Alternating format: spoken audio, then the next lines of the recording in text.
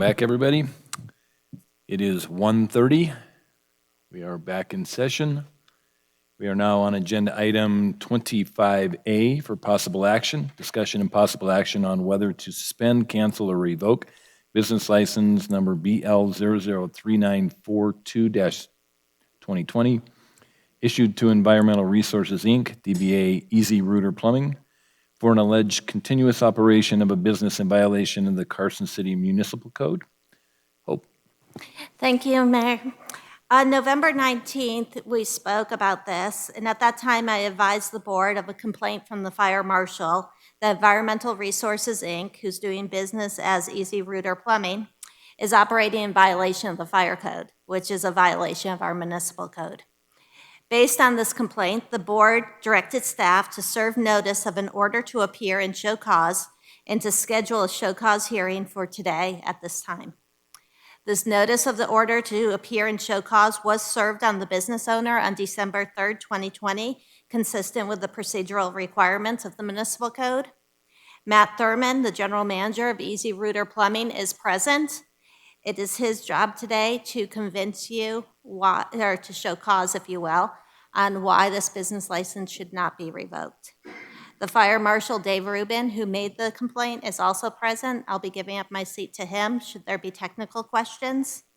But before I give up my seat, I will advise that unless you hear something different than my understanding, I am recommending the revocation of this business license, as it will have the benefit of us flagging the business license to require fire marshal approval on an annual basis, whereas absent that, it would be renewed without any type of review. If you have questions for me, I'm happy to answer those. Otherwise, Matt, you can come up here, and I'll give Dave Rubin my desk. Okay, do we have any questions for Hope or for Dave? Sure. Stacy? So your recommendation is a revocation. Is there a period of time that you're recommending the revocation for, or is it for the next year? Is it eternally? Is it, or are you going to get into that? When it's revoked, he has to apply for a new permit. When he applies for a new permit, as opposed to it being a renewal, there are certain inspections required, and it will be subject to review by virtue of it being a new permit. So I'm not concerned if the new permit application comes in tomorrow, because it wouldn't be approved without the fire marshal's approval. What I'm focused in on is the renewal process. And if it's alive, then it's a simple renewal, and I'd like the renewal to be subject to review by the fire marshal. And could our finding today go beyond the revocation? If you find that that's what's necessary, yes. And while you're listening to the testimony, I'll review the code section and be prepared to kind of talk about the framework again with you after you've taken your public hearing. So as an example, we could say it's revoked and could not be reapplied for until X date or Y date. You could do that. What you may want to ask the applicant is what the scope of his business is. He is a plumber. If he's conducting typical plumbing operations, that's probably not problematic. What has been problematic based on the complaint from the fire marshal is the grease vacuum. And so I leave it to you, but there may be functions that he performs that would be of value to the citizens of Carson. Thanks. Any additional questions for Hope or for Dave? All right, before we go to Mr. Thurman, Ben Johnson, are you on the phone or on WebEx?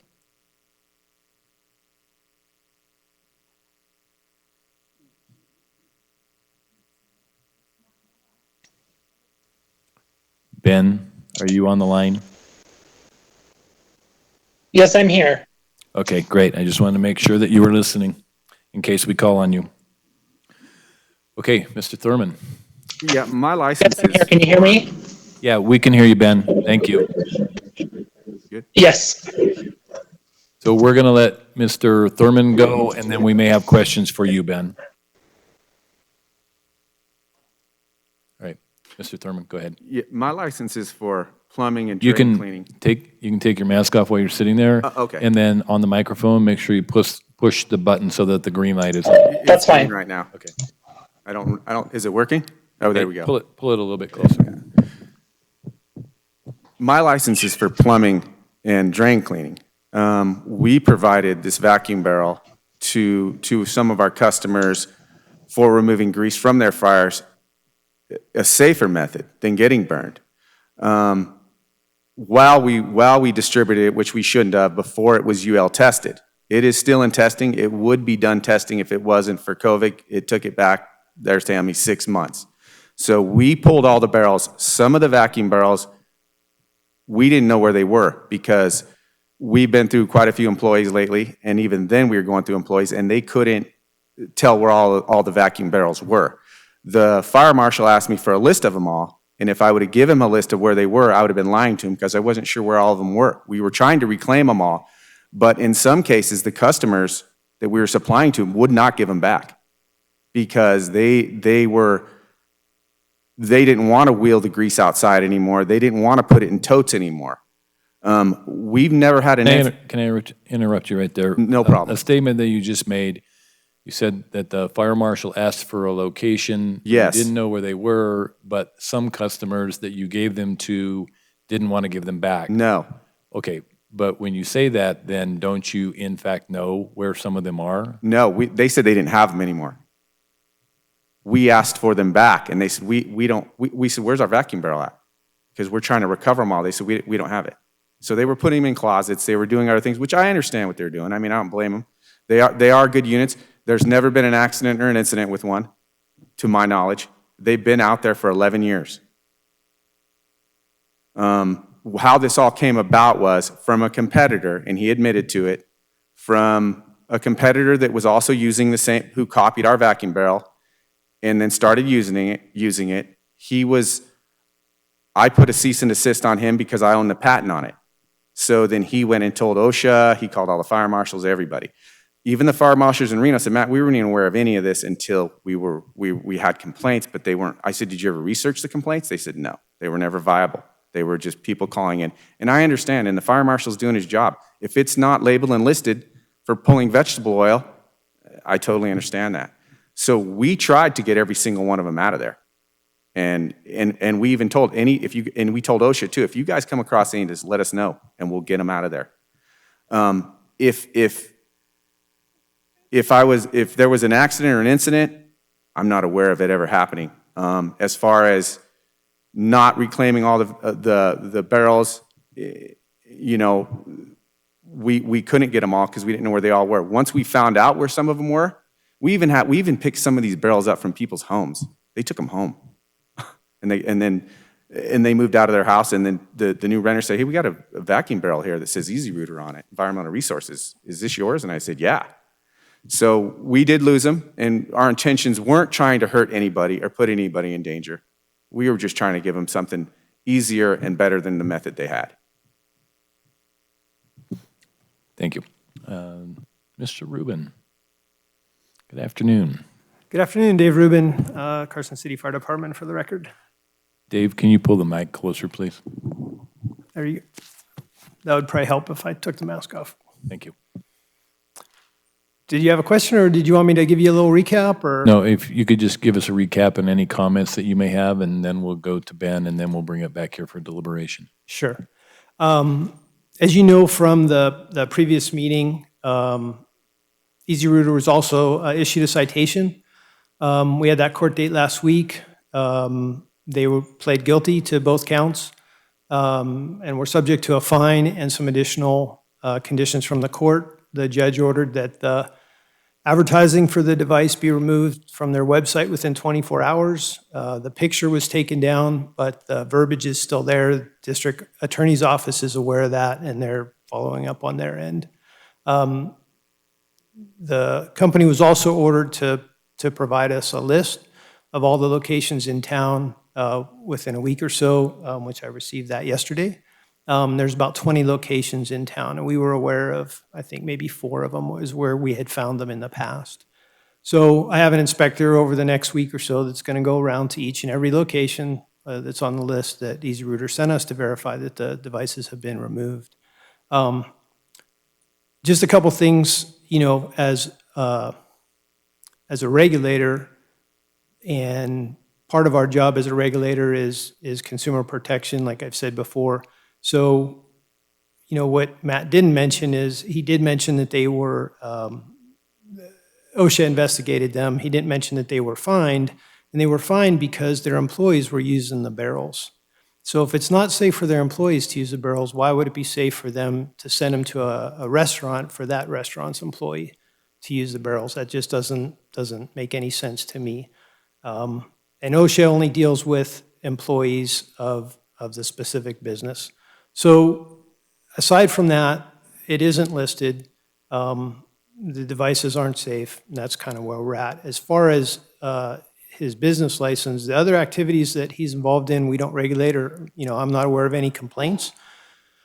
I know the Reno and Sparks fire departments last year, when all this came about, also sent cease and desist letters to the company, as did we, and they found them in various places. And to my knowledge, when they've reached out to the company for lists as well, the company's been non-responsive.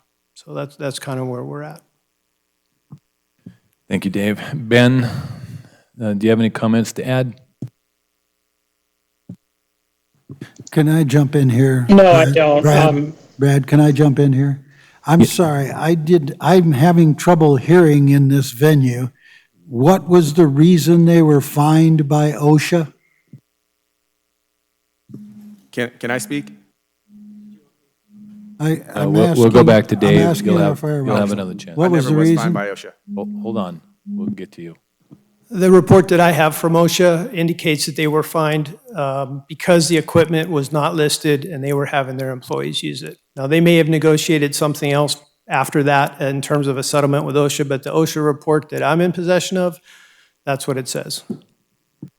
Couldn't hear hardly any of that. Please repeat it closer to the mic. Can you hear me now, John? Okay.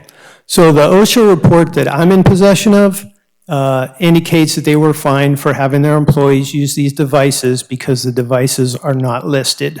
And OSHA requires that they be listed just like the fire code does. Now, they may have negotiated something additionally with OSHA after that, but the report that I have that indicates that they were fined for those reasons. Thank you. All right. At this point, we'll go back to Ben. After Ben speaks, then Mr. Thurman will allow you to have another comment. Hello, Ben. Go ahead. Hi, this is Ben Johnson, Deputy District Attorney for the record. I don't have much to add other than what has been said by Mr. Rubens and Ms. Sullivan. However, I am available for any questions regarding the process moving forward. Thank you, Ben. All right, Mr. Thurman. Acting Mayor, may I? Yes. Go ahead, Hope. I'd like to review with the Board of Supervisors, the concept of the good cause for suspension, cancellation, or revocation per Municipal Code 4.04.210. What the code tells us is good cause for the suspension, cancellation, or revocation shall include but not be limited to.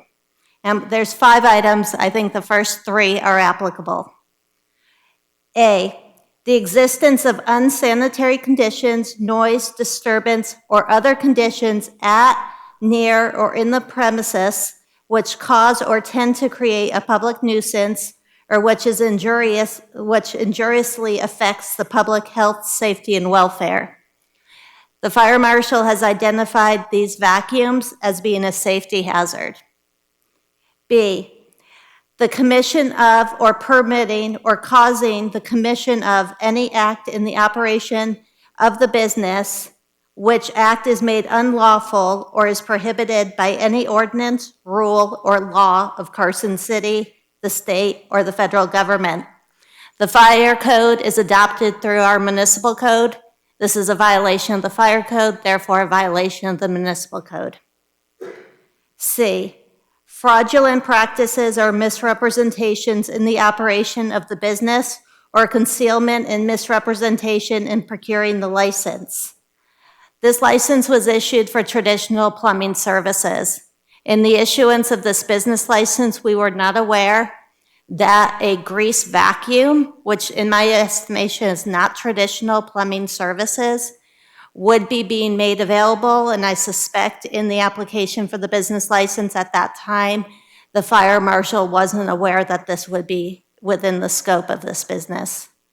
So those are the three provisions I find to be applicable in your consideration of the suspension, cancellation, or revocation. Hope for the record, could you read into the record the other two? Yes. D is the failure to maintain city accounts in good standing, including but not limited to gaming licenses, liquor licenses, personal property taxes, and room tax. And E is the failure to comply with conditions of the business license. This particular business license does not have any supplemental conditions. Thank you, Hope. Mr. Thurman? Yes, in the OSHA case, we never were fined anything. All they asked us to do was not to distribute them anymore and not to build them anymore until they were approved by UL. And so we did stop doing that, but they never fined us anything. They just told us, you know, right now, they even admitted that they appeared safe to them, but they said it's a label and listing problem.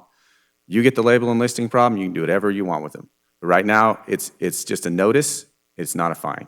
And I said, okay. So we quit building them, and then all we've been doing since then is collecting them.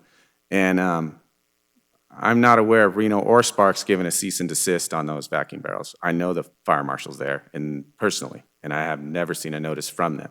All they asked me was, Matt, are you aware of any of these barrels anywhere else? And they were calling me personally, and I said, they also found some other barrels that weren't ours, and that was a competitor's barrel, so they were asking us about those too. We didn't pull anybody but ours, and that's pretty much all I have to add to it. And the services we do offer, Carson, are drain cleaning, replacement of plumbers, plumbing, water heaters, and pipelining. And we're the only ones within 300 miles that offer that service for pipelining. There's other companies that say they do, but I'm the only one that does. And we've actually looked at jobs for Public Works here. And I don't know when the last time we did one, but we do a lot of cured in place pipe all over the whole state of Nevada. So I mean, over the vacuum barrel, which she's right, it's not in the list of the jobs we perform under my license. But we are not continuing to use those vacuum barrels anymore. Thank you, Mr. Thurman. Any members of the board have any questions? Mr. Mayor, I'm sorry, for the benefit of the record, I just want the record to be very clear that nothing in the staff's recommendation is based on any activity regarding OSHA, or nor is it regarding any activity in any town other than Carson City. Thank you. Understood. Thank you. Any members of the board have questions for staff? Or for Mr. Nevertheless, Thurman? yeah, I'd like to know why the dispute regarding whether OSHA fined them or not. Did they find them or didn't they? Well, I'm sure that we're in possession of a letter that says that they were fined. That is being disputed by the applicant. That was my understanding. That's why I'm pressing on this point. He Right. says they weren't fined. Right, but Hope's point was that is not being taken into consideration. I understand that. I'm just curious as to why there's the dispute. Go ahead, Lori.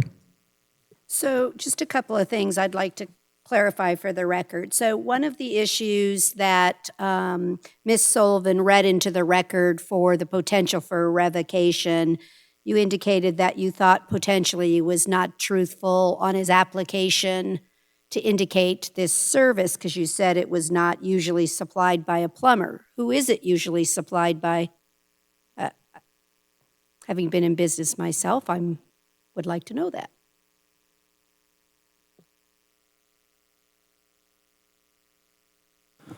Dave Rubin for the record. Can you hear me, John? Okay, perfect. Normally, it's a waste oil company, Reno Drain Oil, or one of those companies will come and pump it out. And that may be part of what Easy Router does as well. You know, if they do grease interceptors, like restaurants typically have. I don't know if that's within, what you guys do, pumping out septic tanks, those types of things. So that's normally how it's handled. Thank you, because I want to be clear on the record. I don't want to use a condition and indicate he violated the permit or the application, because that is exactly who I would have called to get those services when I was in business. He was one of the vendors. Certainly, you would call for that activity. So whether or not it should have been listed, I'm not quite so sure about that. More for me with the, sorry, I didn't catch your last name, but I got Matt. What I'm most interested in is, it appears on the record to me that we reached out to you often for compliance issues and discussions, and it appeared that they were ignored.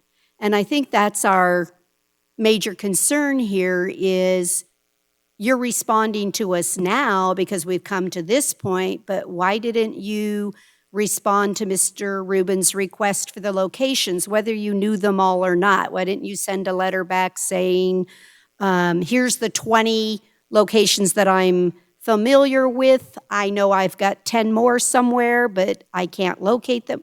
Why weren't you responsive? I think that's Yes, really the issue throughout all of I understand that. this. At the time, we had gone through quite a few employees, and the paperwork, the way the employees would leave, it's just, we've been running into a lot of problems with that with employees, in the past probably year. They weren't clear. They weren't writing it down where they were delivering them to and where they were pulling them back from. We know how many we had, and we know the majority of them weren't being pulled back. So we actually had to, before we could even do that, we sent our guys to every individual business that had them and pulled them all. But the prior employee that was supposed to pull them said he pulled them. Some of them didn't get pulled because he said, well, the business wasn't open when I went there, but we didn't have any paperwork. It was just the way they got distributed wasn't right, and the way they got collected, it was just a mess.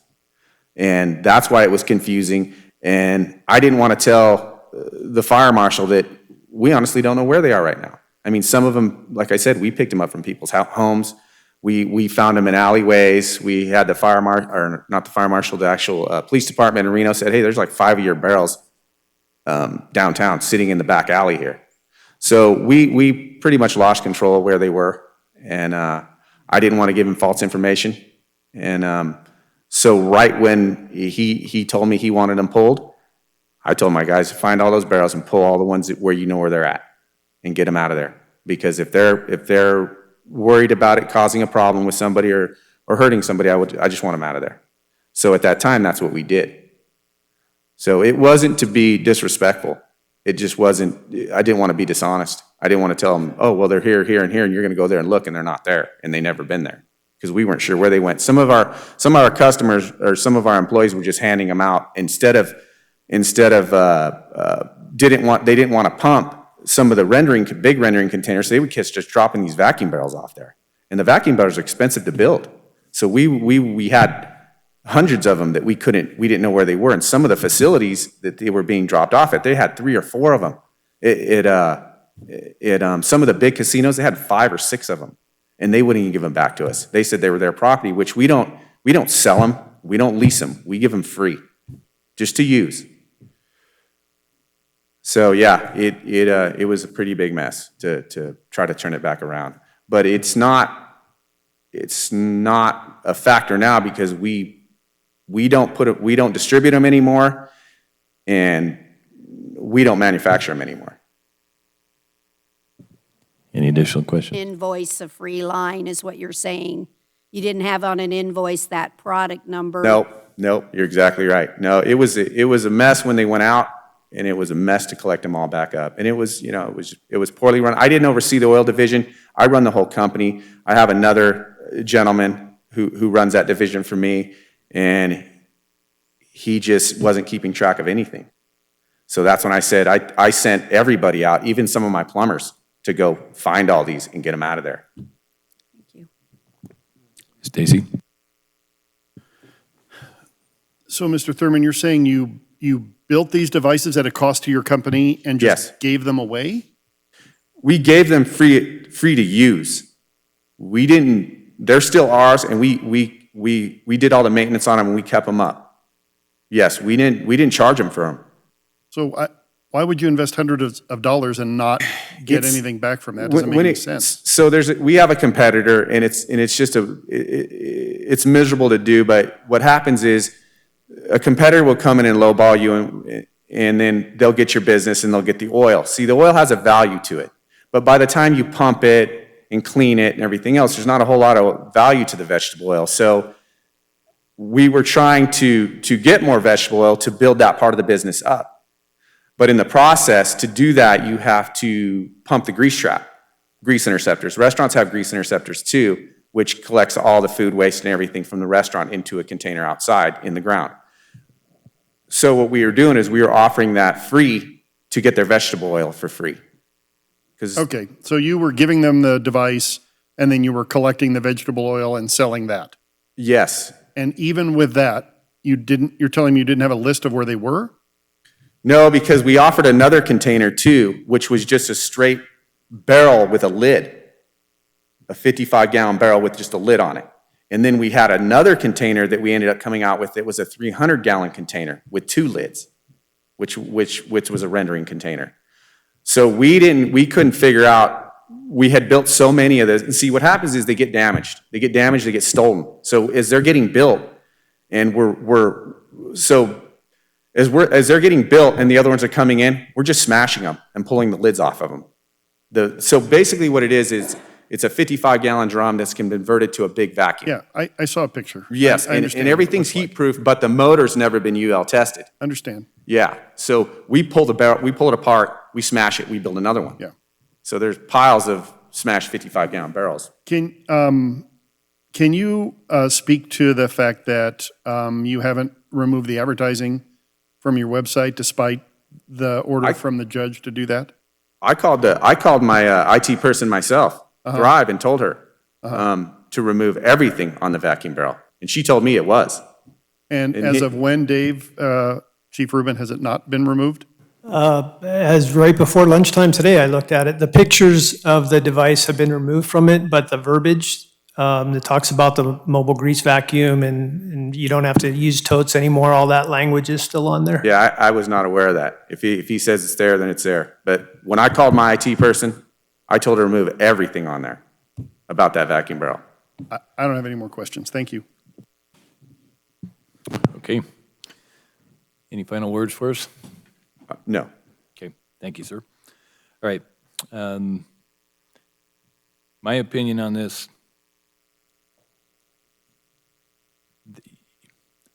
I hear you say that you had employee problems and that employees were doing things that the company lost track of or weren't done correctly.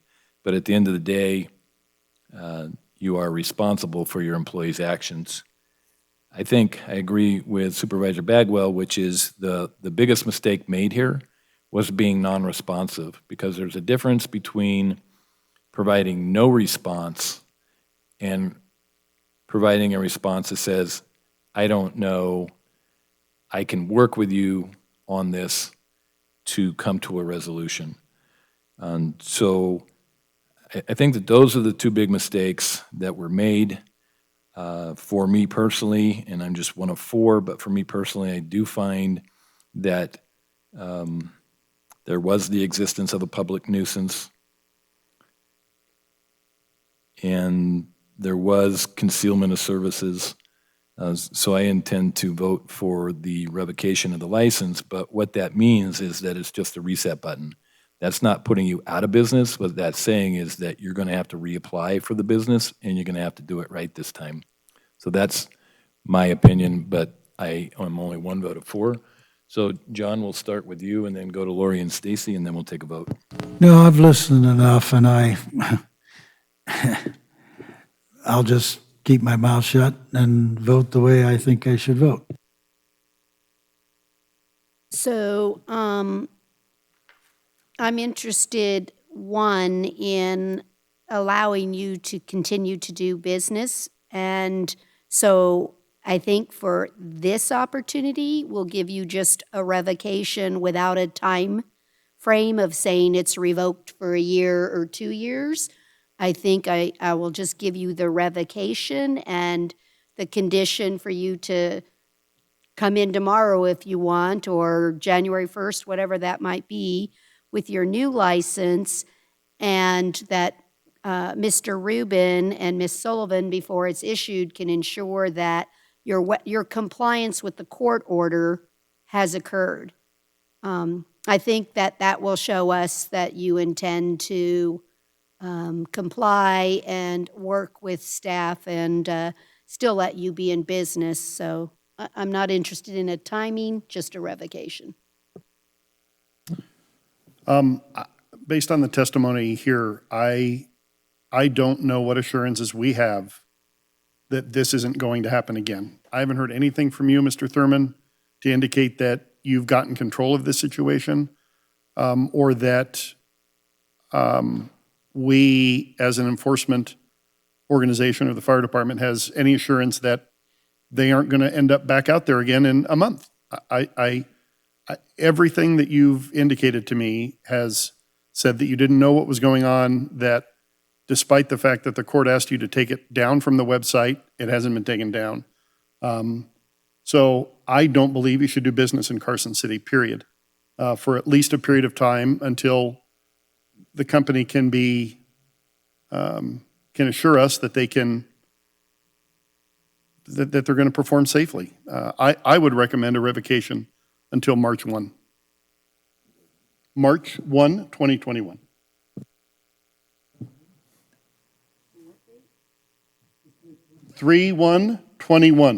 March 1, 2021. Okay. All right, at this point, I will entertain a motion.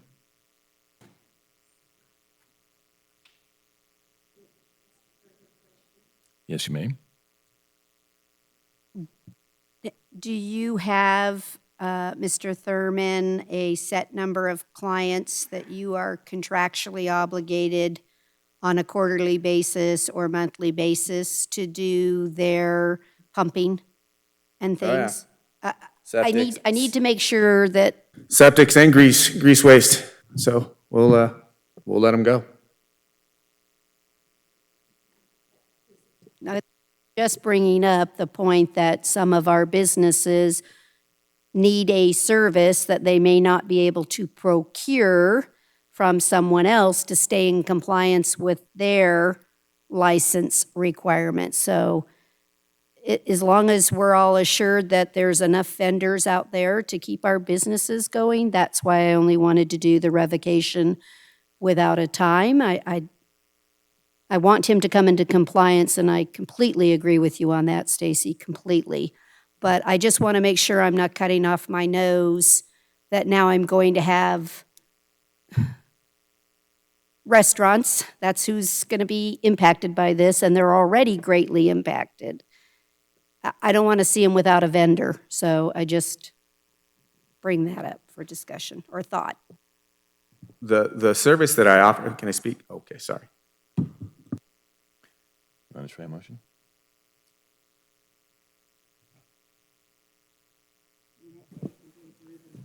Yeah, you know, I guess, Lori, I don't disagree with what you're saying. I just have not seen anything here that indicates that the business is going to perform and isn't going to cause a safety issue again. Can I ask Dave a question again?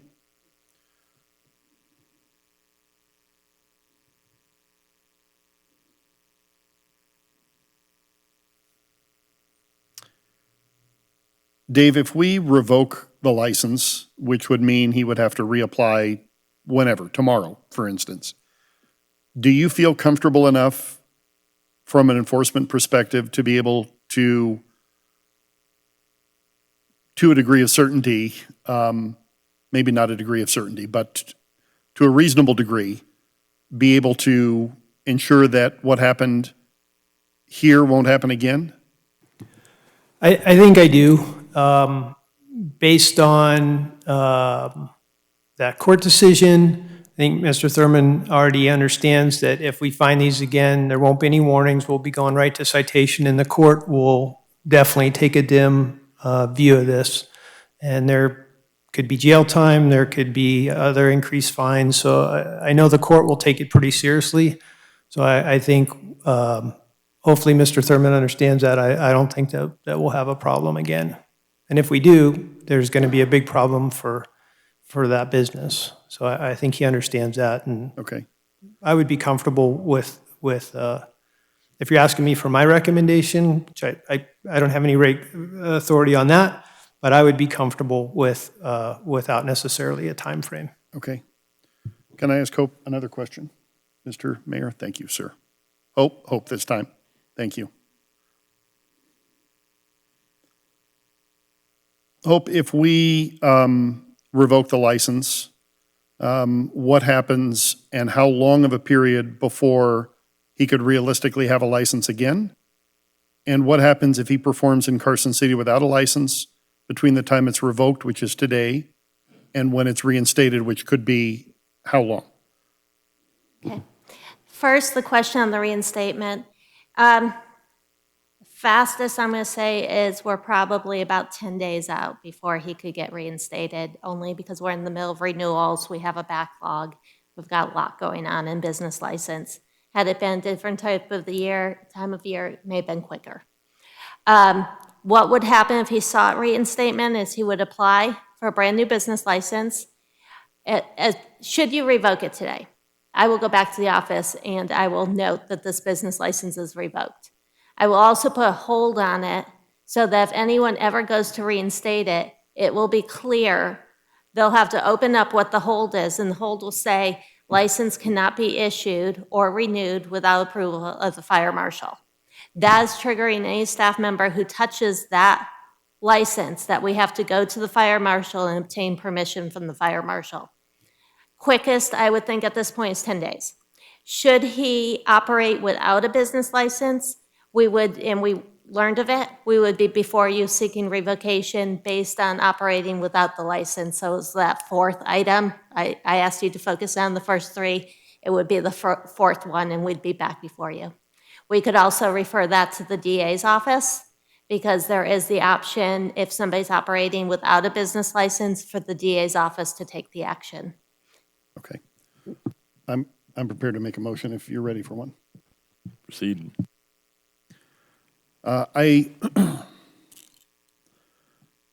I'm removed to revoke the business license issued to Environmental Resources, DBA Easy Route of Plumbing, under the terms indicated in the written order, and with the additional caveat that the website comply with a court order before the license is reinstated.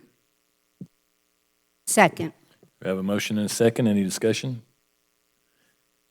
Hearing and seeing none, all in favor say aye. Any opposed say nay. The vote is 4-0 to revoke the license under the terms read into the record. Thank you, Mr. Thurman.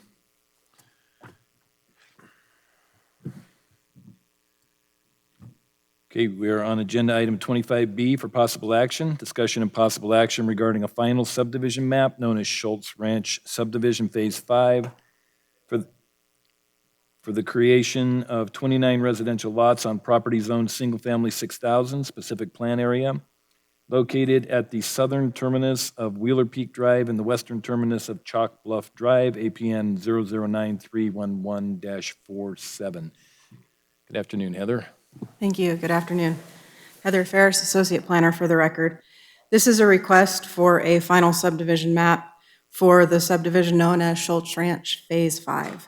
While the subject parcel is included in the Schultz Ranch specific plan, the parcel is not part of the larger Schultz Ranch common open space development and is not subject to the development agreement. Heather, bring the mic closer and speak directly into it, please. It's really hard to hear up here. Okay, is that better? The subject subdivision is located in the southern terminus of Wheeler Peak Drive and the western terminus of Chalk Bluff Drive, and contains 29 residential lots. The Board of Supervisors approved the tentative map at their September 19th, 2019 meeting. Final subdivision maps must be reviewed and approved by the board. Your packet contains a memo which addresses compliance with the conditions of approval. Staff has found that the developer has met all of the conditions of approval and has posted securities for the required site improvements and is recommending approval of the final map. The applicant, Mark Kruger, and his representative, Dan Birchfield, should be on the line, and I'm available for questions. Do we have any questions for Heather or for the applicant? Nope. You did a good job. All right. Can we have a motion, please?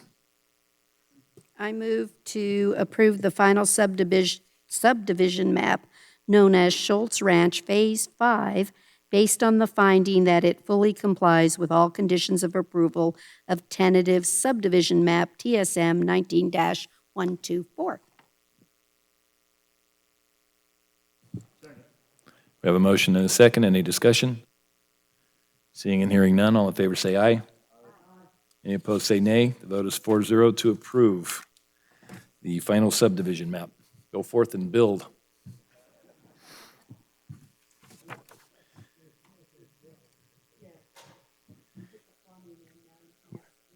We are now on agenda item 26A for discussion only. Discussion and presentation regarding the first year of waste collection services provided by Waste Management under the Collection Services Franchise Agreement that went into effect on July 1st, 2019.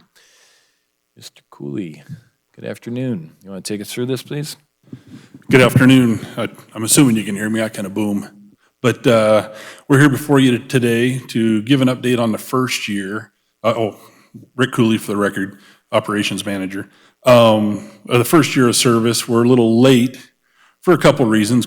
We'll blame everything on COVID, but they had a departure of the operations manager late June, so we wanted that new person to be involved in this, but then we also wanted to have it to get in front of you guys because you guys were involved in the actual approval of this once upon a time. So we still wanted to see you before some of you guys departed.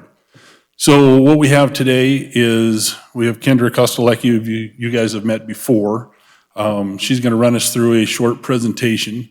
In order to get her here, we had to break some their protocols, so she's required to wear a mask at all times by her attorney folks. So bear with us a little bit. If you're having a little hard time, let us know. But we're going to run through a little brief presentation and then turn it over to you guys to see what's on your mind. Thank you. Welcome. Acting Mayor and Board, can you hear me? Okay, and as Rick commented, I did tell him I would have to wear a mask today, but you guys have this set up very nicely, so I think our lawyers will be okay. I'll get a little slap on the wrist.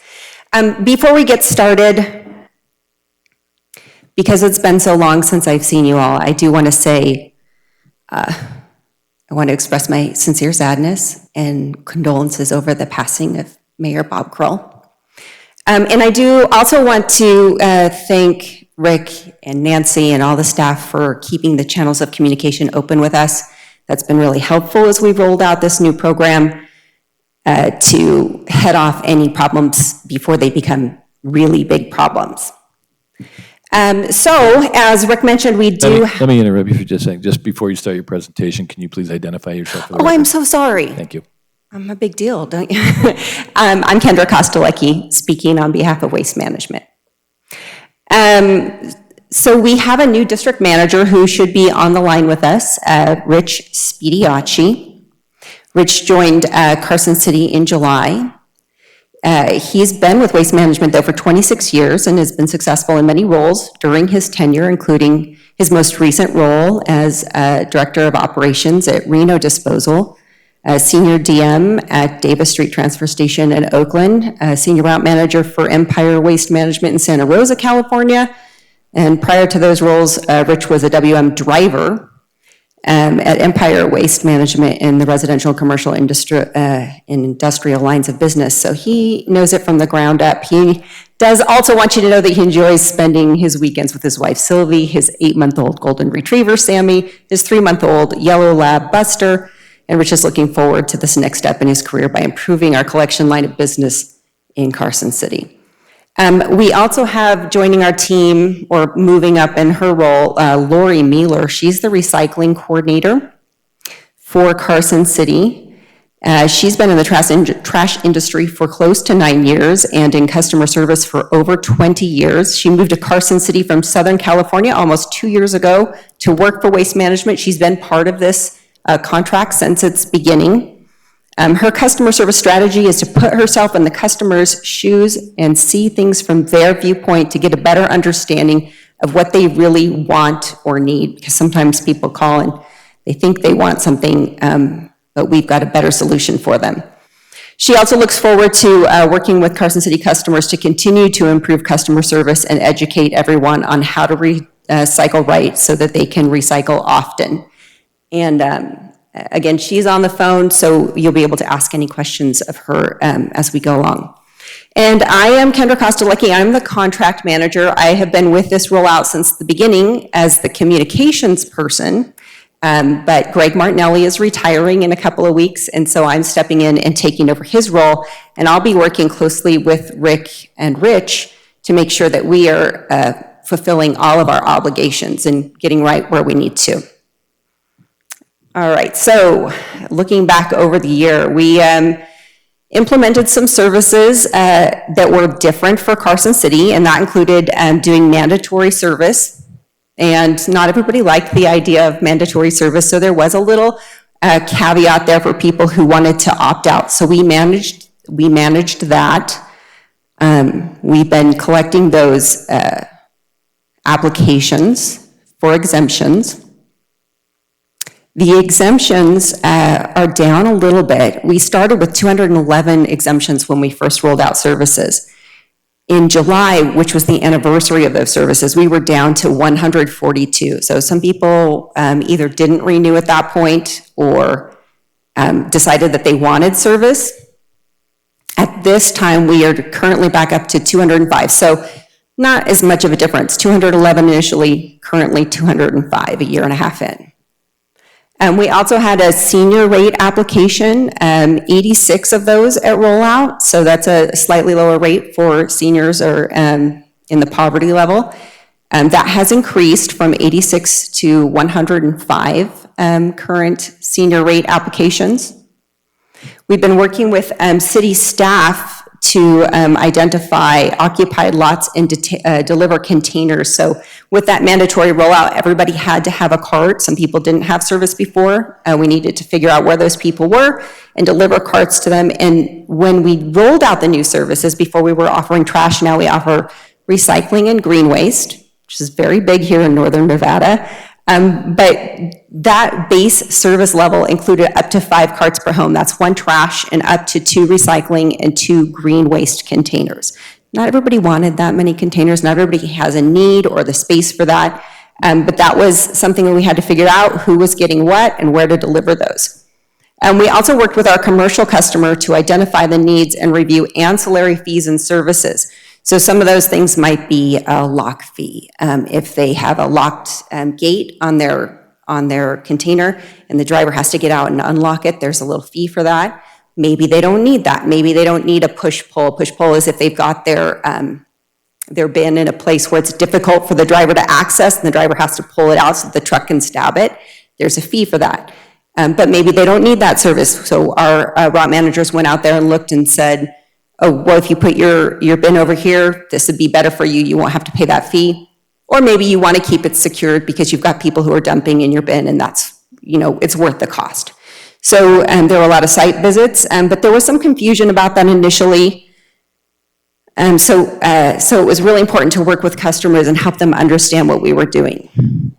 We did also have some concerns, particularly in this older downtown part of Carson City, where we had some restaurants, some businesses who wanted recycling, but the streets were too narrow or the lots were too small, and we couldn't put a bin there because when that building was built, there was no such thing as recycling. So we've worked with customers to figure out how we can get them the services they need with the space that they have available. And we also worked with our commercial customers again to convert them to approved rates. That took a little bit longer. It wasn't a matter of just flipping a switch and then everybody paid the new rate that was in there. We had to go back and make sure that everybody was getting the service that we had them down for, and that they were being charged the rate that they should be charged. And of course, that did cause some concern for some customers when they found out that they, perhaps they were not aware that this whole switch was going on, and suddenly they saw a higher bill and they were concerned about that. So we had to connect with them, make sure that they knew why they were getting that higher rate, and make sure that that was still a service that they wanted to have.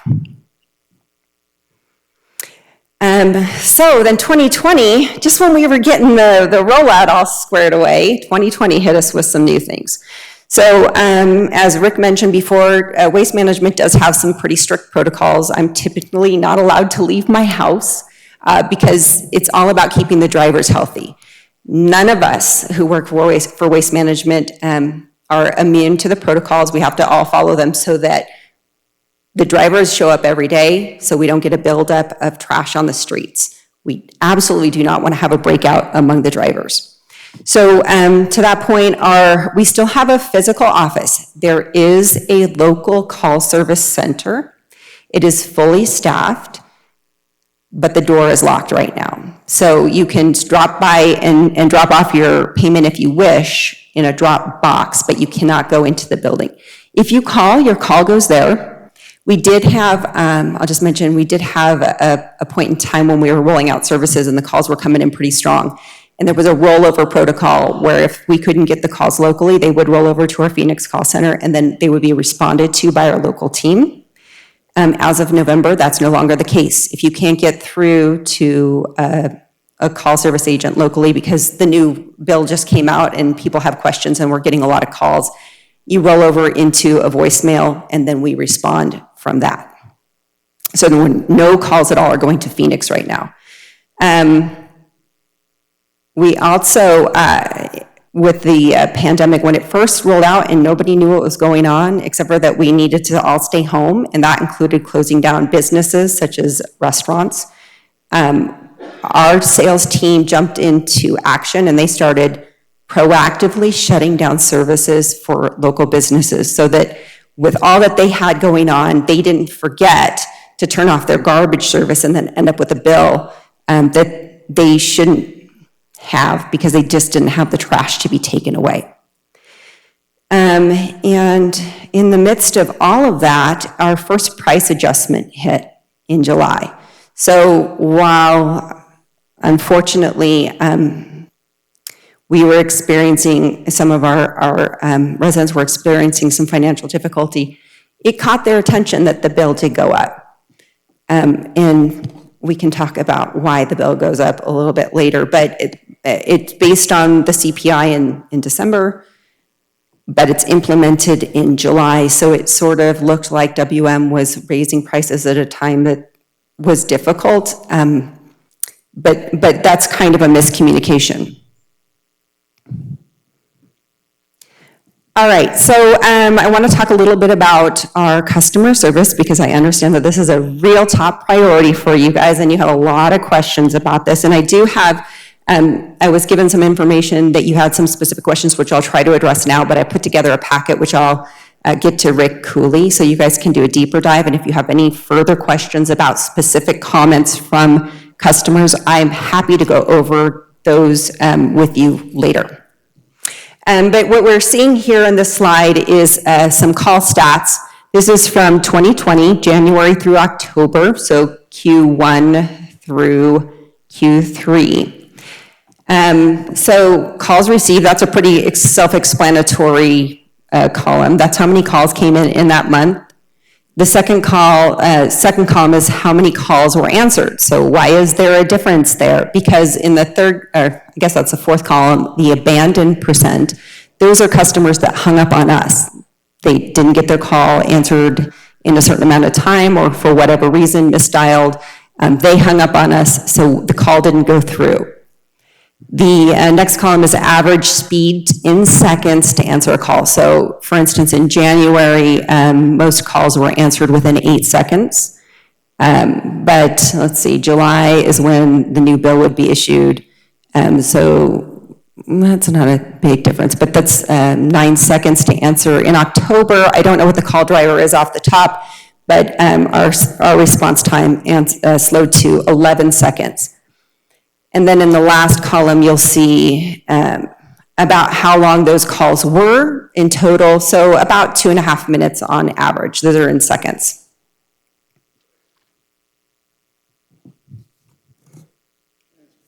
Yeah. So, you're, it's 11 seconds. The decimal's in the wrong place, right? Yes, you're actually- absolutely right. Yeah, that's what I thought too. I'm sorry when I got that. Hundredths of a second that you're answering the call. Yeah, It's we're so 11 fast. seconds. We knew they were calling. No, Okay. you're right. That's 8 seconds and not an eighth of a second. Thank you. Kendra, I also have a question for Yeah. you. What I had, I think a lot of the questions that were forwarded to you may have been for me on this particular table. I just don't understand how if your average speed of answering is running from 6 seconds to 11 seconds, and the average call length is, up to 3 minutes, how you can have, 10 to 17% of the calls on a very consistent basis that are being abandoned. Can you walk us through what are we missing there? Because if a call gets answered in 6 to 11 seconds, people aren't going to hang up on that. So Yeah, what's going that's, on? I mean, you make a very good point there. I honestly don't know the answer to that. It's generated by our phone system. I don't know why 10% of those calls are not getting through. But I can tell you that it wasn't because they get kicked out of the system. They'll get rolled to Phoenix, and that could be why they abandon, because they know they're being rolled over and they don't want to go to Phoenix. But I honestly can't tell you why.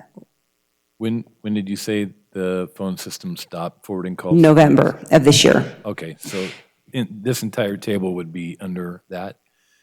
Because this goes through October. Yes, this would be during the time that it did go to Phoenix. If you could put in a request to try to have somebody on staff look into that, it's very concerning to me to see that number of calls abandoned and then see these stats on the amount of time to answer a call and the length of the calls. Sure, I can absolutely get more information on that. Thank you. Yeah.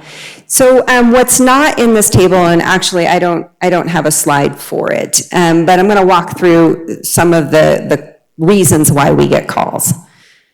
So the primary call drivers, we use a system called, or we don't use it, we hire a vendor called Concentrix. They do customer surveys. They are an outside company to WM. So whether you email us or you use our chat system, you call locally or into Phoenix, you get rolled over and you get the opportunity to do a survey after your call. Granted, not everybody fills out the survey, but here, this is the information that we have to work with from the emails, calls, so stuff that customer service agents have entered into the calls or people have answered in the survey. So our call drivers, the first one, and I apologize for some of these that aren't super specific, but the first one would be a general customer service or account question. So looking back at just 2020, the year, approximately 11,404 calls came in for that. The next one is a missed collection. They need to have their trash picked up. And in Carson City, by the way, if somebody calls and says that they've been missed, unless they're doing it every week, we send a truck back and get them.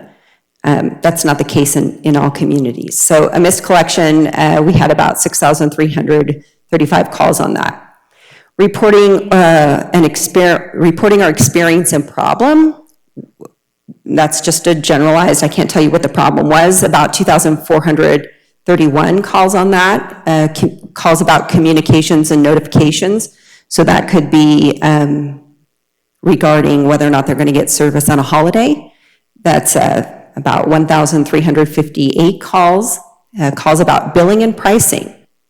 This is pretty far down the list, which is surprising. 1,011 calls on that, calling about a container size, 602, process and policy, 256, and legal, like, is it mandatory? We had 42 calls registered on that. Those were, I'm sorry, I should have clarified, those were residential calls. In the commercial calls coming in, general customer service, still the highest category there, 6,942. Missed collection, or request for collection, 6,200. Overall satisfaction level, experiencing a problem, 4,763. Comment about a driver, 3,686. Questions about communications, 898. Billing and pricing, 883. And legal or competition in the area, because we are franchised, there is no competition in the area, and that doesn't make everybody happy. 228 calls about that. So, Kendra, yes. of the, I think you said 3,400 calls on drivers. Mm-hmm. Do you happen to have a breakdown on that, on how many of those were positive and how many were a complaint? So, yes, I have that information. I don't have that information here because we can't easily break that out. But, and I'll provide this information. In fact, we do provide this information to Rick in our quarterly reports, which is a basic overview of the calls that come in, what the problem was and what the solution was, when the call came in and when the call was returned.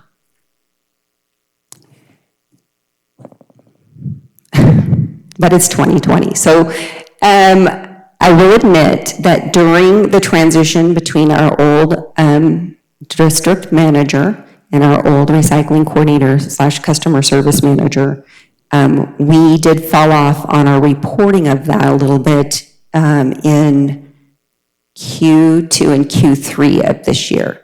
But that is part of our typical reporting, and it has been captured, and we are doing it now, and it will be in your quarterly report. So that's something that you can almost, anytime that you want, go to Rick and see the report. And it's something that I can provide to you if you want to take a look at it. It can be a pretty lengthy spreadsheet. But what you'll be surprised to know, I'll provide just a copy of Q3, which is that first rollout, so, where people are not the happiest. So you'll be surprised to see that many of the calls are happy. That oftentimes when people call about their driver, most often when they call about their driver, they're calling because they're happy with their driver. They want their driver to be recognized for outstanding service. They want to know where to send his Christmas card or her Christmas card, but they want the manager to know that they're doing well. We do have complaints about drivers. That's not a typical driver call, though. So this slide here, customer satisfaction survey, I just pulled one of them in the information that I'll provide to Rick from Concentrix. We have a number of questions that are asked of the customer when we get them on the line to rate WM. So I thought this one kind of captured it best. This is just a residential survey. So we have 1,890 responses to the question, which is, what is your overall satisfaction with waste management? These are all residential customers in Carson City, so it's not an overall. And we have, sorry, it's right here. I have a breakdown of what some of the questions are that we're gonna ask. So I'm just gonna give you a quick overview of the numbers, and then again, you can look at this later, and if you have additional questions, I'm happy to talk to you about them. So accommodating customers' needs, 7.95. Room for improvement. Cleanliness of trucks, 8.81. This is all out of 10, by the way. Clear communication, 8.93. Communicating information, so these should be backwards. Did we communicate the information? 8.26. Was that clearly communicated? 8.93. Communication or communicating of delays, again, that holiday question, 8.83. Consistency and reliability, 8.75. Condition of the container, 8.97. Container in correct location, 8.83. Debris and litter cleanup, 7.70. Little room for improvement there. Driver behavior, 8.9. Ease of resolving issues, 7.63. Ease of working together, 8.53. Is WM friendly, 8.64. Do you feel like your service is a good value? 8.43. Likely and recommend, 8.51. And I do want to point out, in comparison to some other cities, that's actually a high score, because a lot of people say, well, what difference does it make? It's franchised. I can't recommend them anyway. It wouldn't matter. Just, sorry, my personal opinion. But that's 8.51. So they'd still recommend us if they had the opportunity to do that. Overall satisfaction, 8.72. Now, the reason the number that I'm reading to you here is different than the number you see on the slide is the numbers I'm reading to you here are both residential and commercial, whereas this slide is just a residential response. And do you feel that WM is trustworthy? 8.19. So that's just a quick slice and dice, but again, I'm happy to dive into you a little bit deeper if you'd like. Taking a look back at what we did this past year, waste disposal in tons. Now, I assume that because we added recycling and green waste to the contract in Carson City, that diversion is a top priority. This is a difficult year for diversion, but it's a good baseline to have, and we're gonna get better. So we transported 43,000 tons of trash this last year, 4,000 tons of recycling, I'm obviously rounding, and about 3,000 tons of green waste. So most of it's trash. We got about 9% of recycling and about 6% green waste. But you'll see here on this next slide, unfortunately the numbers aren't super clear, but these are our container counts. This is what we rolled out, and what we saw in that first year is that we had started with residential trash, 16,974 containers were delivered or out in the community. And that is down 104 to 16,870. So we have fewer trash containers out there. Recycling, we started with 15,252, and we're up 361. It's a little bit to 15,613. And green waste, we are up in the number of containers that are out on the street by 284, from 14,961 to 15,245. So we're starting to see people choose those diversion levels. And again, this wasn't the best year for that, but we may see that change in the coming year. In commercial, unfortunately, I have these numbers lumped together. So we're up in the number of containers, 113 overall, from 1,071 containers that were out there to 1,184 containers. But that does also maybe reflect the fact that we have some recycling containers out there that weren't there before. So I also want to point out that we are still here for you locally by phone, 775-343-7596, by email at carsoncity@wm.com. And we do have a drop-off box, and we will once again eventually reopen the doors at 5560 Sheep Drive. We also have, since the rollout of this contract, a new service called MyWM, which is a cell phone app. It's available on Android and iPhone. And if you have that, not only can you chat with a representative, call a representative, look at your bill, but my favorite feature is, has the truck come? So it'll tell you if, let's say you went to work, you forgot to take the trash out, is it worth it to run home and put that bin back out? It'll tell you when the truck's coming or if the truck's already been there. So I think it's super cool. Okay. Can I answer any questions for you? Any questions for Kendra?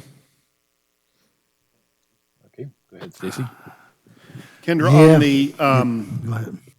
on the renewal for the exemption, do you notify people that their exemption is expiring? Or is it incumbent on them to remember? I do not believe that at this time we are reaching out to them to let them know. You are or are not? We are not. Okay. Oh, I'm sorry. Lori? We are actually mailing them letters to let them be aware that their exemption has expired and they do need to contact us. Okay, great. Thank you. And my second question is, I know now that sort of free period is gone of trying to right size what you are going to be getting, whether it's 2 brown and 1 blue and 2 blue or 2 whatever. Is there ever any thought, and I know it's not in the contract, of a one-time-a-year amnesty program where people can right-size their bins so that we encourage them to increase the recycling and the green waste, for instance, without having to pay a fee to do that? I'm going to defer to Lori if she doesn't mind speaking on that. Absolutely. The customers can call at any time and change up their service however they want to do it. We do have one free exchange per year. So we just let the customer know if you're looking for more size, maybe try this. If you want to do this, try that. But we do work with each customer to make sure that they do have exactly what they need. Okay, so you do offer one free per year?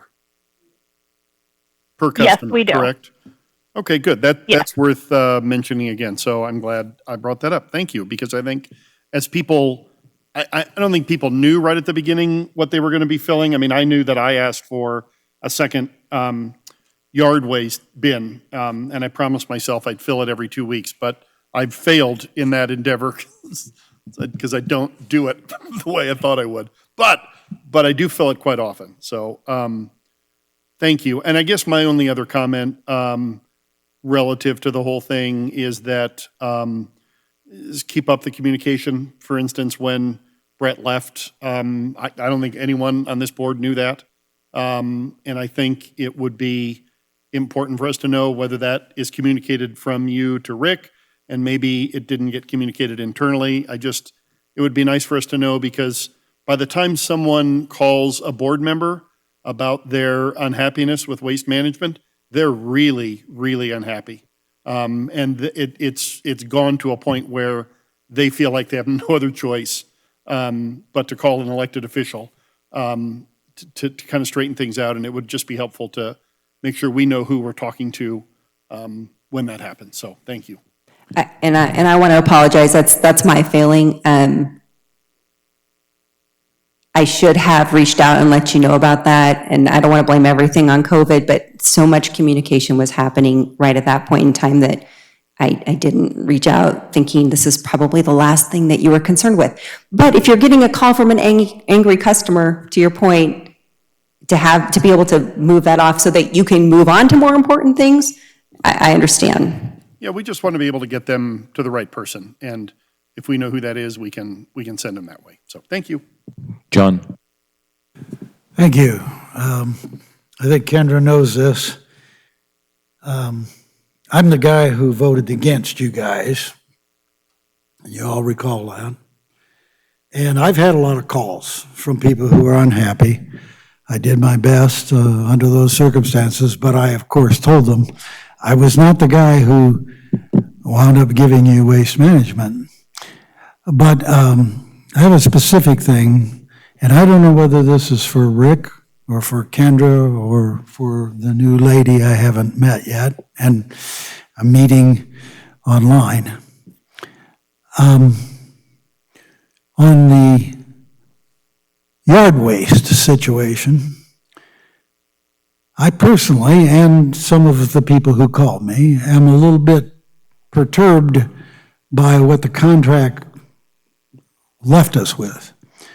This idea that you cannot put yard waste, unless I'm mistaken, and I can be mistaken, I've often been mistaken in my many years, that you can't put your yard waste in bags and then put the bags of leaves or whatever in your yard waste bin and get them picked up in a town like Carson City drives me absolutely bananas. Because we get wind here, if anybody's noticed, and they end up all over the neighborhood. So what can we do to rectify that situation? So the inability to package recycling and yard waste in plastic bags has to do with the processing. And we work with another company locally here, Full Circle Composting, and they consider plastic or any foreign material in the yard waste contamination. It's not something that you would want to have in your composting, so it's a draw on their resource to have to try to sort through and remove it. And when they have to do that, that drives up pricing. You got to pay a person to take it out, and if they charge more to us, that price goes on to the consumer. So the goal is not just to divert that from the landfill, but to do it in a right way. It's not just a matter of convenience, but because if it was just about being convenient, we could put it in bags and put it in the trash. What we're trying to do is do it in a environmentally responsible way and in a way that reduces cost to the end user. Like you, Kendra, I used to ask questions for a living. My question was what can we do about this? I don't really care who you contract with to do what you do with them. I care about how we solve the problem for the people of Carson City.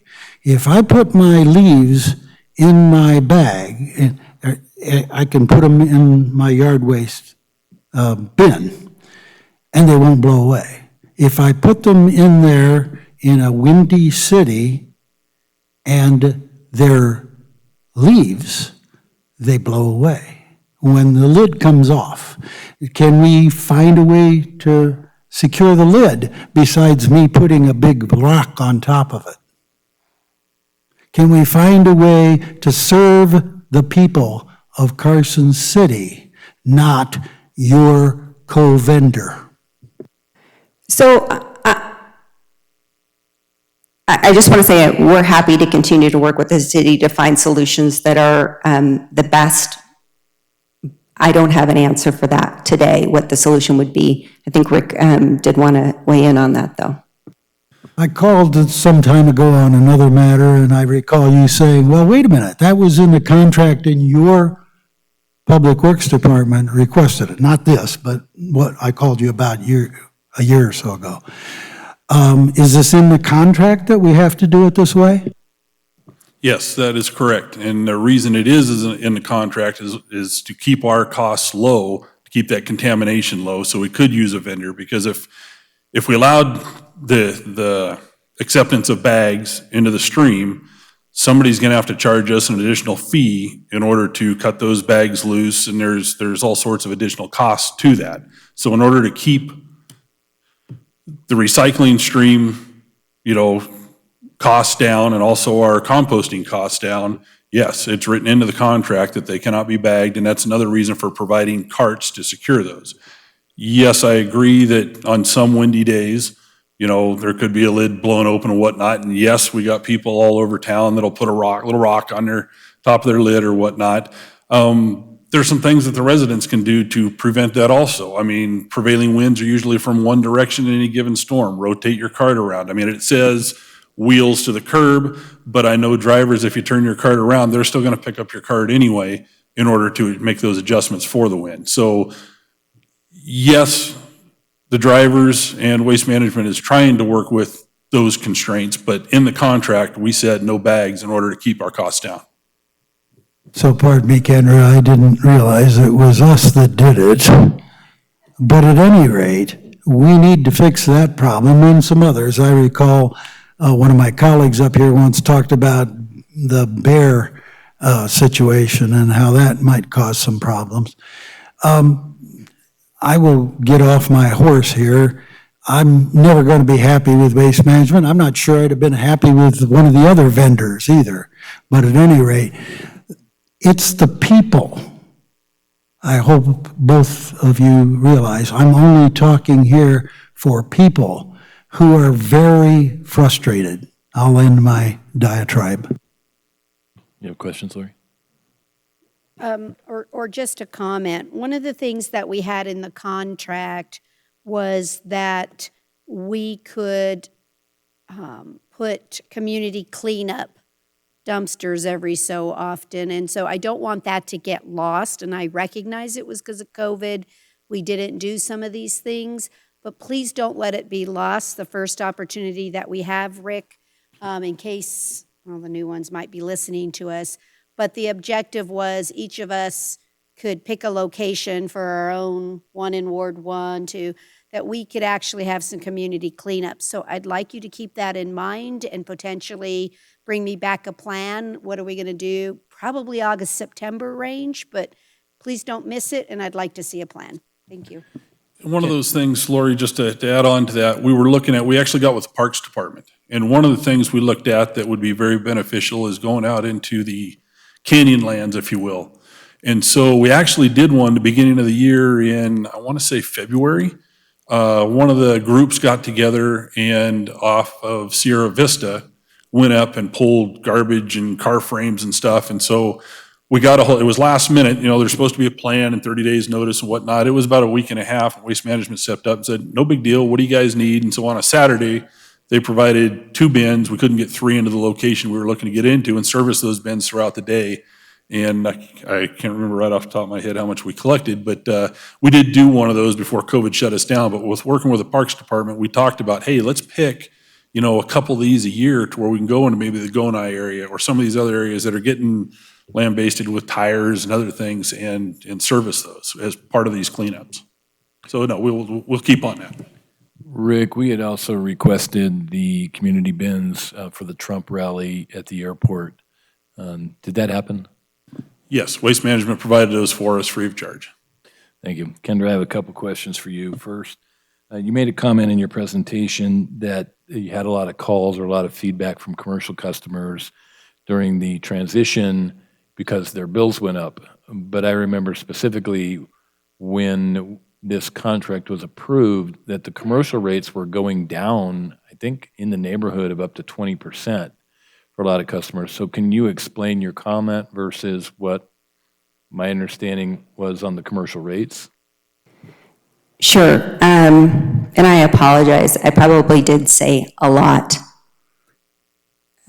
but I didn't mean it as a number. Just something that got our attention, that there was feedback from some commercial customers who were concerned because particularly the ancillary fees were something that became something that they were not expecting, and in some places significantly impacted their bills. So again, the push-pull where they may have had a bin that is serviced in an apartment complex 3 times a week, and they have 6 bins. I said a bin, 6 bins 3 times a week, but it's in a place where the driver has to get out of the truck and move it, and every time the driver touches the bin, there's a new fee on that. And so when you do that 18 times a week, that suddenly becomes an amount of money that they were not expecting. But in most cases, we were able to go out there and reevaluate the situation and get their bills back to where they should be and their service levels back to what they should be. My other question goes back to the issue that John brought up about yard waste. And when we were deliberating on the vendors and the contracts, one of the questions that I asked at that time was, at certain times a year, there's a significantly higher amount of yard waste, being fall and in the spring. And I specifically asked, will you be allowed to put out larger amounts of yard waste during those periods? And the answer at the time was yes, you call for a large item pickup.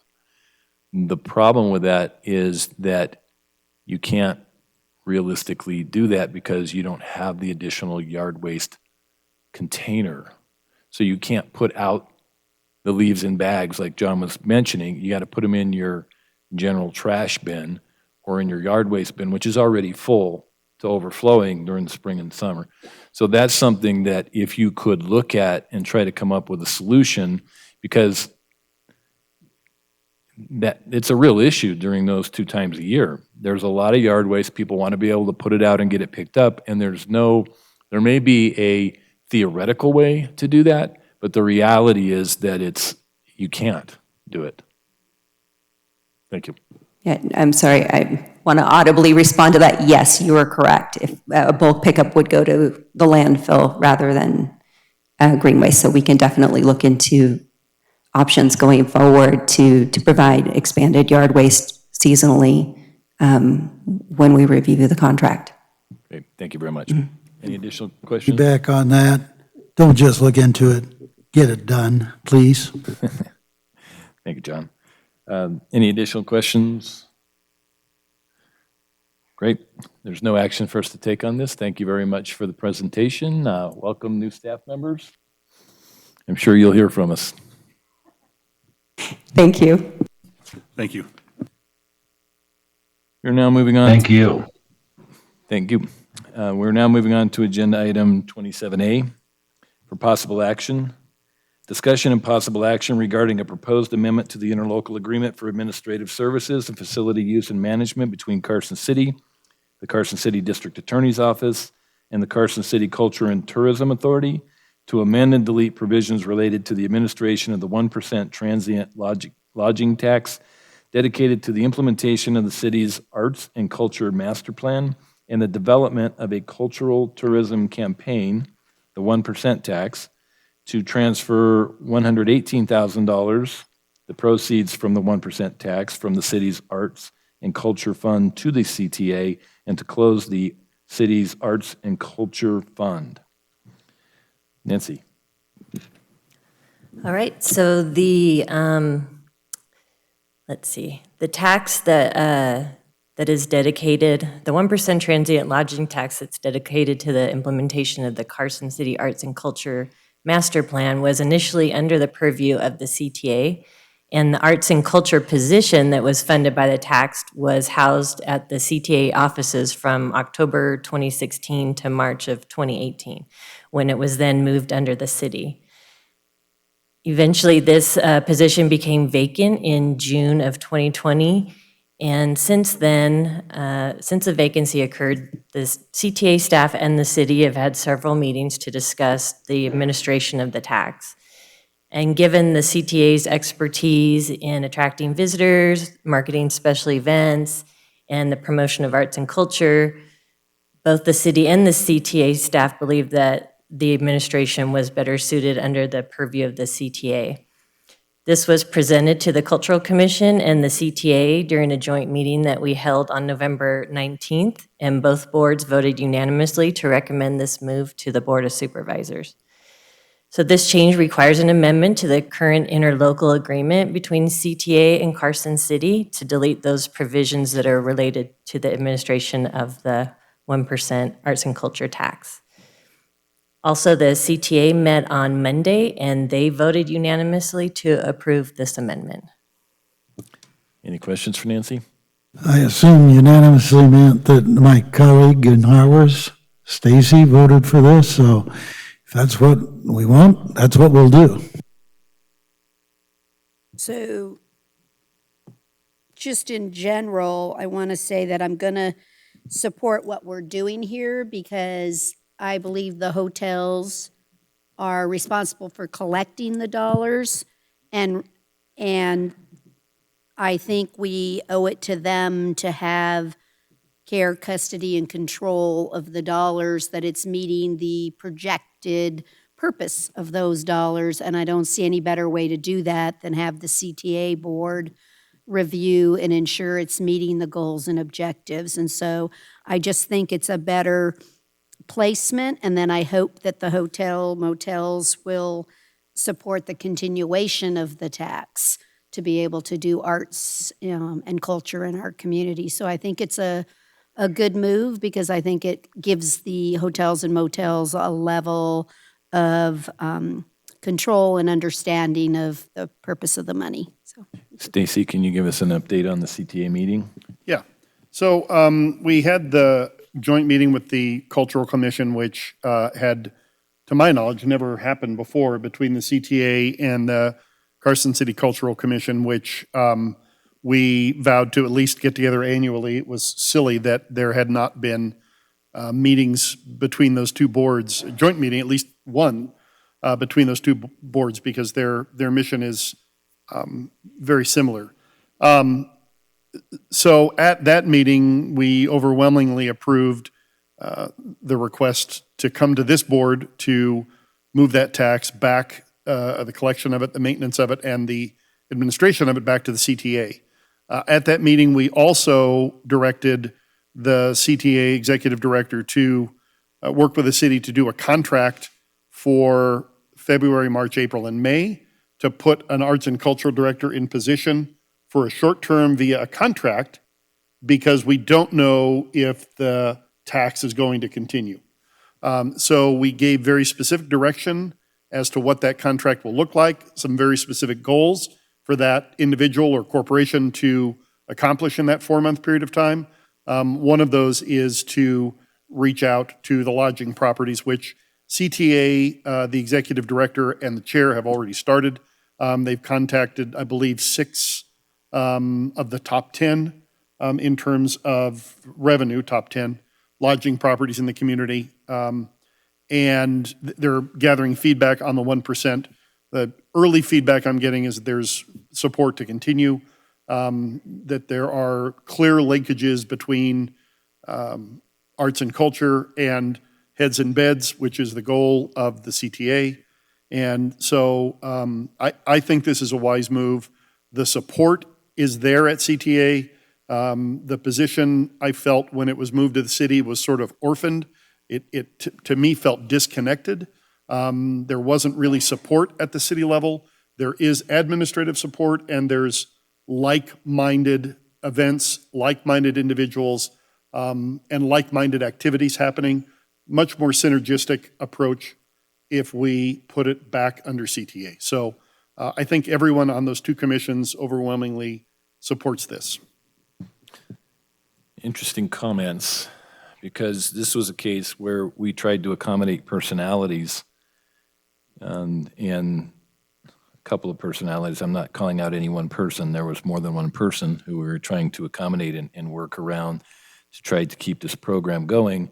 And I think that an employer's place is to dictate the job and the position and the place of that position, and then the employee needs to work within those parameters. So maybe that's a lesson for us moving forward. But there's no more. A good summation, Brad. I would only add, I had a chance to talk to the chairman recently. I think maybe some of us did.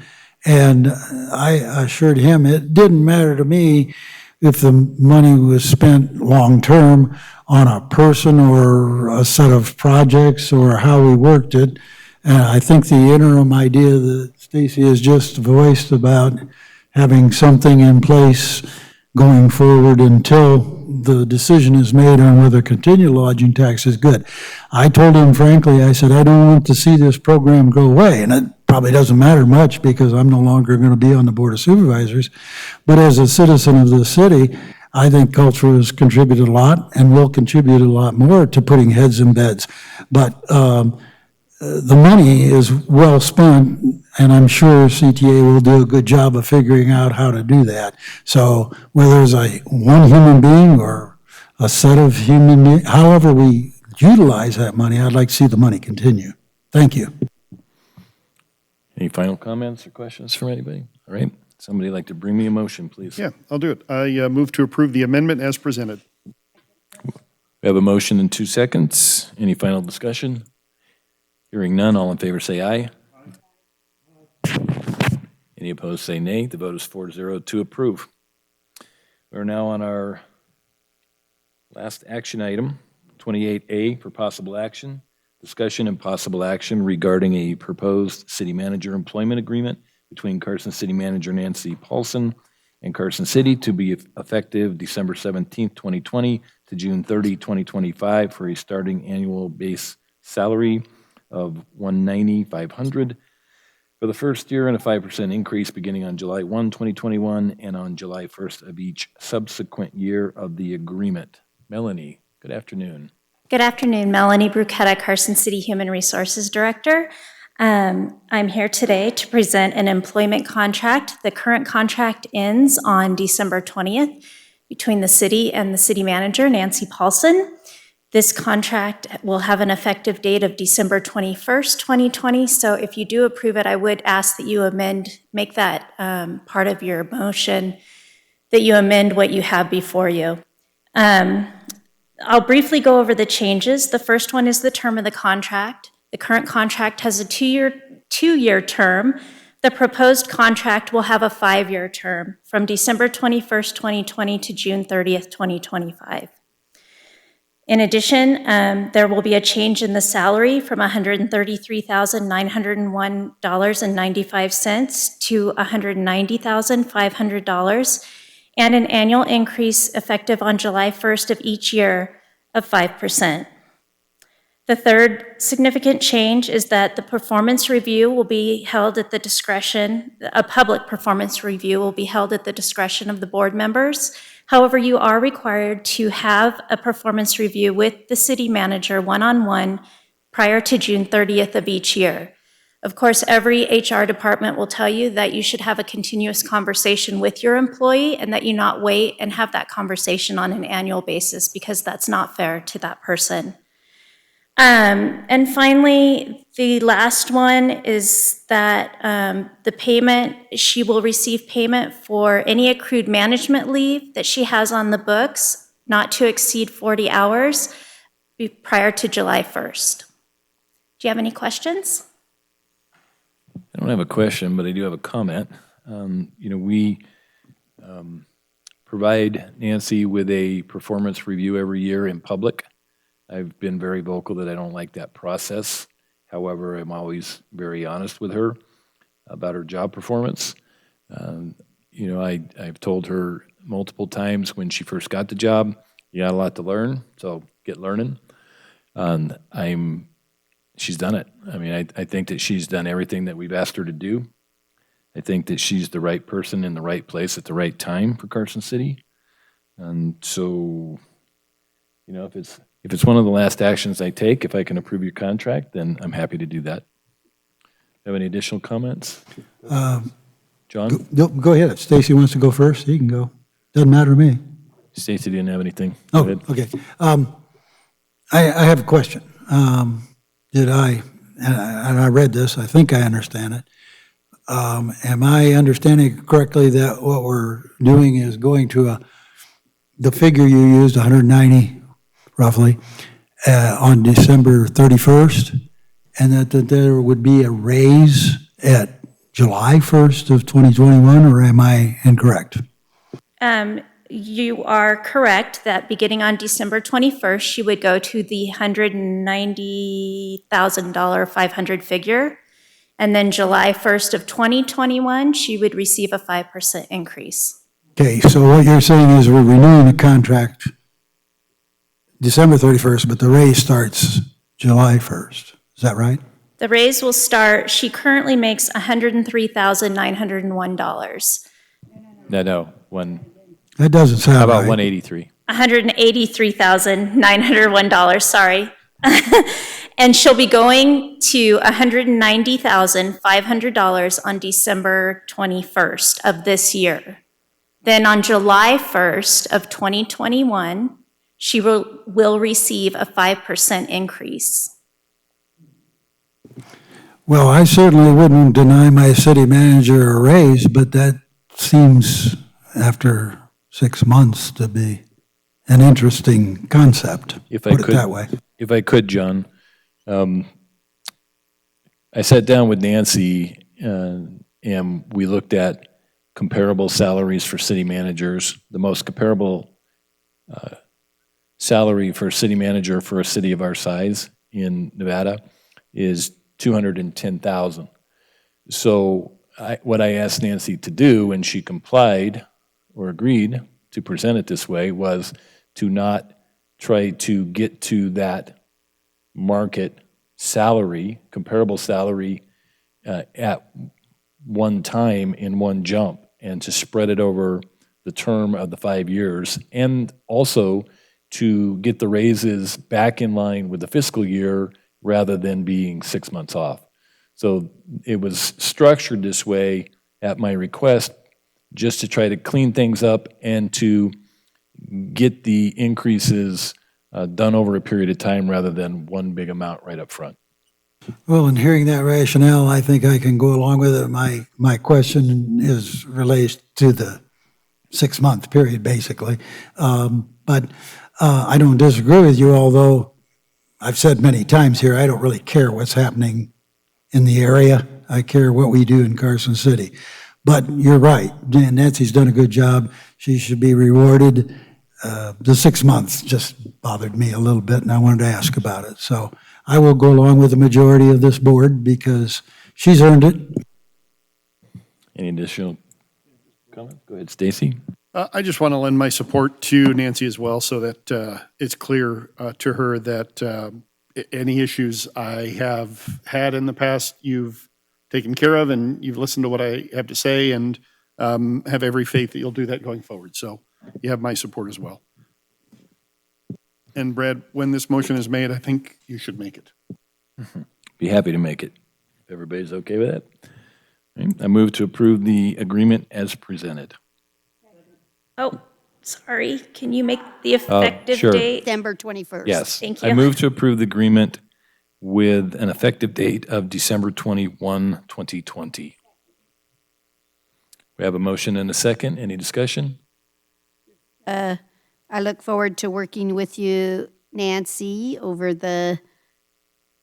my first term as a mayor. I just think we're going to be a great team and look forward to all we can do for the residents of Carson City.